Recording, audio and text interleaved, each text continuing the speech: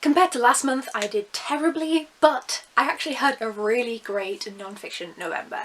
I did break the non-fiction rule 2 times, I did read 2 fiction books this month, but I feel like both are understandable reasons, which I'll mention when I get to each of them. Very quickly for the stats, I ended up reading 8 books in total with 2,398 pages. And the stat that I personally am the most excited about is that I read a book not in English this month for the first time in my life. But let's go in chronological order. So, the first book I read was Becoming by Michelle Obama. This is a memoir of her entire life from birth up until the point where Barack Obama leaves office. This is so good. I've heard so many people say for years now that her memoir is really well written and that the audiobook is fantastic.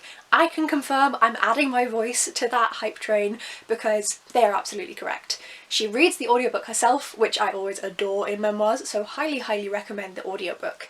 But also it's just fascinating to read about her life. She's had such an in-depth life, she's went through so much and, you know, overcome a lot of the adversities that are present for black women in the United States and done amazingly with that. I adore how, whilst her relationship with Barack is definitely mentioned and is a big part of her life and changed the trajectory of her life entirely, it's not the core of the book. It's the same as if Michelle was famous in her own right rather than being FLOTUS. And I really love that. I love that we actually get to focus on Michelle Obama. And I highly recommend this. She's had a really fascinating life. You will learn quite a bit. What are you waiting for? Next up was an ebook. I'll pop it here, and that is Gaza Writes Back by a variety of different authors.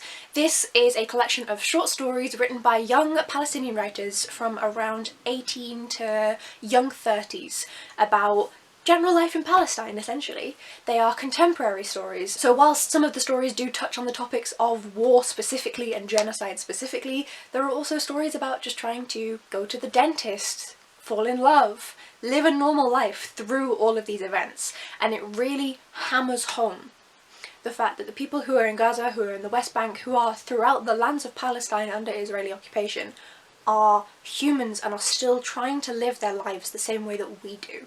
Overall, I gave it 4 stars. I really think it's important to shed a light on younger voices of the upcoming generation.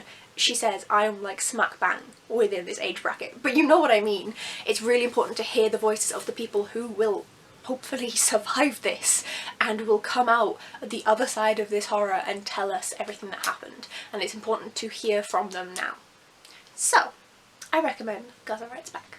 I did this via a mixture of ebook and audiobook. So yes, this is one of my fictions of the month. I really did just want to include some Palestinian literature in here. I'm going to be including it and also some literature about Congo into my reading as and when I can squeeze in audiobooks when I'm at work.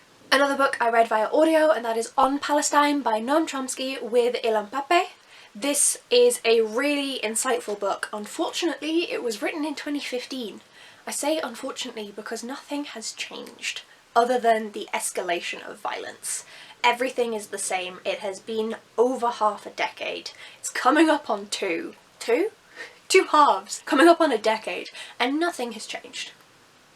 And that's really painful to read, but also means that this is still relevant, so small victories. I really recommend reading this one. It is essentially these 3 men discussing Palestine, discussing the genocide, discussing the occupation. I highly recommend this. It just really succinctly explains everyone's feelings and emotions. I will say as well, they aren't all Palestinian reading this. At least one of them is Israeli, or at least he is Jewish and used his birthright to live in Israel for a time and then felt as though he could no longer live there because of the genocide.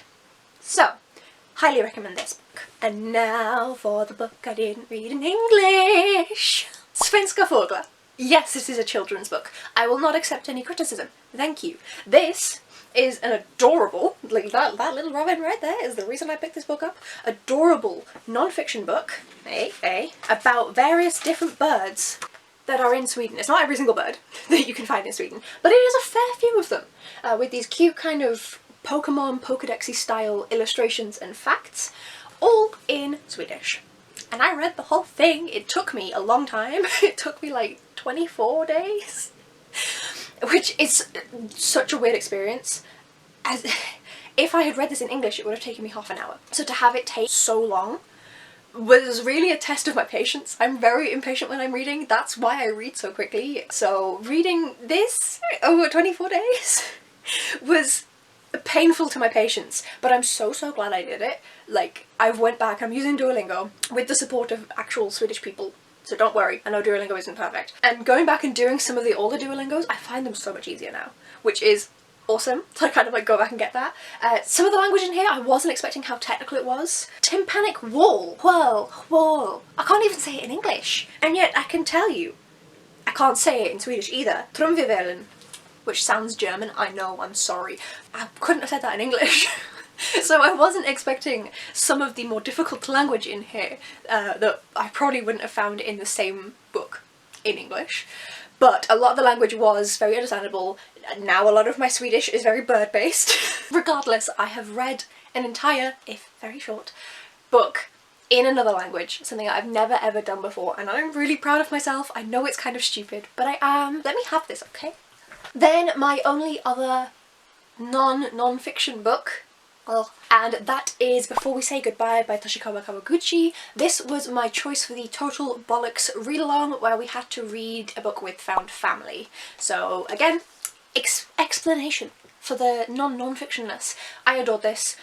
It made me teary, made me cry. I gave it 5 stars. Are we surprised? I adore this entire series. The series starts with Before the Coffee Gets Cold. I have a full, I don't know anymore, a full review of that, which is actually my most popular video, even though it's a really shit video. But if you want to see my shame, it's up there. The story essentially is in 4 parts. It was originally written as a play, so it was 4 acts, and you follow 4 different individuals who enter this cafe. You can go back in time until the coffee gets cold. And it's these people going back to speak to those that they've lost, partners that they broke up with, family members, and it's very much about communication and friendship and love and family, and it's a beautiful, gorgeous series. It's absolutely stunning. It's just perfection. This whole series is just perfection. Perfection. Sublime! Then a book I'd had on my TBR for forever. I think since around like 2016, which is slightly ridiculous, and that is Flyboys by James Bradley, and this was gifted to me by Carrie from Caring for Books. Now, realistically, I should have remembered the fact that she gifted it to me and went, I'm going to enjoy it, and picked it up. But instead, despite the fact that Carrie gave it to me, we have very similar reading tastes, I just put it off thinking I wasn't going to like it. I was like, oh, you know, I can't be asked to read like another World War II story, and it's going to be American focused. It was so good. God fucking damn it. It is specifically about the Pacific War between Japan and the US. I knew next to nothing. I knew Pearl Harbor, and I knew the nuclear bombs. That was it. This book gives you a lot of context behind the Japanese style of warfare and how it went from where it had been with the samurai to where it was during the Second World War, and you get a lot of the context and really explains to you how the soldiers were able to do some of the terrible things that their officers, or the Japanese equivalent, ordered them to do. It explains how airplanes came to be in World War II. The author, James Bradley, his father was one of the people to raise a flag on Japanese territory, so he has very much a link to this story. And despite that link, he is surprisingly unbiased. Now, as a non-American, and I'm reading this, there is bias in here. Like, I can see it. It's very clear. Anyone who's not American will see it without question. But at the same time, he is clearly making an actual effort, proper effort, to fairly depict both the American boys and the Japanese boys, and I really appreciated that. Like, I fully expected him to be like, howdy y'all, America is the best, and he wasn't. He made it clear that there were war crimes committed by Americans, that if America had lost, they would have been answering for war crimes. But they didn't. They won. And so they got to write the history books. And we still know about their war crimes because they were proud of them. The most disgusting thing I ever read is the description of when they carpet bombed Tokyo. That is the worst imagery I've ever read. And I'm someone who doesn't realise that a horror book is a horror because I just think it's fantasy. That's one of the worst descriptions I read. I physically recoiled from the page. I have talked way too long about this. I will have cut half of this out because, dear God, I won't shut up.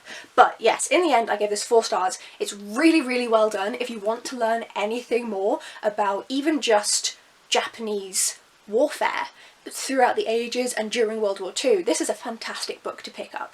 And you'll learn a little bit more about the US in World War II and on that side of things as well. For the second to last book, we have The Earth Transformed by Peter Frankopan, which I buddy read with the aforementioned Carrie from Caring for Books. I was so nervous going into this one. It is huge. It was amazing. We've both rated it 5 stars. I ended up going through it by listening to the audiobook at the same time.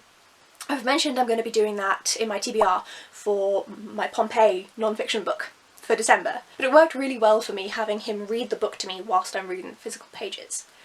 This was done so well. This is written, again, similar thing to James Bradley. This is written by a white, British, middle-aged, privileged man who went to Oxbridge. I was expecting a certain je ne sais quoi about the writing, you know? Didn't get it. He's there talking about how women are underrepresented and their history hasn't been recorded correctly. He's there saying that it's horrendous that we don't have more knowledge of history on the continent of Africa because people haven't put as much money into actually being able to go and do archaeological digs and the like in the same way that they have in Europe, in North America, in Asia. And the amount of notes that this guy did, there are none in this book. None. Because, as it says at the very back of this, where the notes would be, the endnotes for this book are extremely extensive and run to more than 200 pages. To spare the readers the extra weight of carrying these pages around, I decided to post all the notes on bloomsbury.com/theearthtransformed, where they can be downloaded, consulted and searched at leisure. 200 pages! Let me put this in context for you. Added on the end of this book. Jesus fucking Christ. The amount of research he did was incredible. I can say that at least for the things that match up for my expertise. So this book, I didn't say what it was about. It is about how the Earth's natural processes have impacted humanity's history and their socio-development. And I studied geological and environmental hazards, so earthquakes, landslides, flooding, and that obviously has an impact on how people survive. Big ass earthquake, lots of dead people. The bits that were about things that I knew about can confirm he did his research, which makes me trust him with everything else. And despite knowing a fair amount of this already, he was consistently bringing new concepts, new ideas, new ways of interpreting the data. And like, I know this is not for everybody, but if you are tempted, if you are intrigued, if your interest has been piqued, I highly recommend picking this up. Because despite its size, despite the difficulty of reading the text, it really is worth it. Mwah. And I can tell you for a fact that Carrie also rated it 5 stars. And she comes from a very different background. Her educational background is law. So, highly recommend. And then my final book I bought when I was visiting my uncle and we went to Gaze the Word, the independent bookshop in London. And I had to pick up a book when I was there, so I got Fabulosa, the story of Alareer by Paul Baker. And I really enjoyed this. This was great. This was such a good read. It's really, really fun, really, really educational. Very much British focused, going back through kind of historically how gay people were hiding themselves from authorities, how Alareer separately evolved, because part of it is that it was used by theatre groups, it was used by criminals, it was used by other people and groups that weren't accepted in society. I don't know why I did that, they weren't accepted in society. And how these two eventually converged and then kind of drifted apart again at the point when homosexuality was decriminalised in the UK. And so they had no actual real need for this secret language where they're able to be gay and say things about being attracted to other men, because it's not illegal anymore. And so it kind of fell out of fashion to use Alareer, but now obviously it's like, oh, that's interesting because it's been long enough. Fascinating. I don't want to spoil the book. It's really well done. Lots of interviews with various different people across the UK who will have used Alareer or not used Alareer for different reasons across the gay scene in different decades. If you are at all interested, I highly recommend. And if you don't know, Alareer has links, a lot of links to Italian and a fair few links to Cockney rhyming slang, and they take that and then run with it. So it's a very interesting almost language. It's not quite. You have to use too much English for it to be counted as a language on its own, but it's fascinating. As always, I've nattered on for too long about my books, but this is the stack. I had a fantastic reading month. Everything? Yes, everything was 4 stars or higher. Like, what a great reading month. Oh my god. Whilst I technically read a lot less than in October. 1, I wasn't reading for the 3 months before that, so this is still a massive win.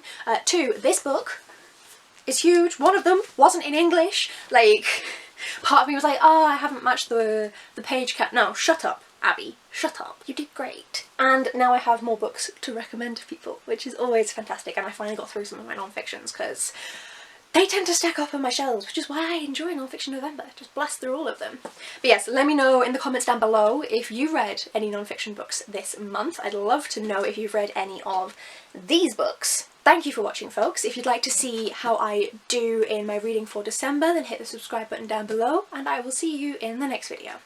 Bye!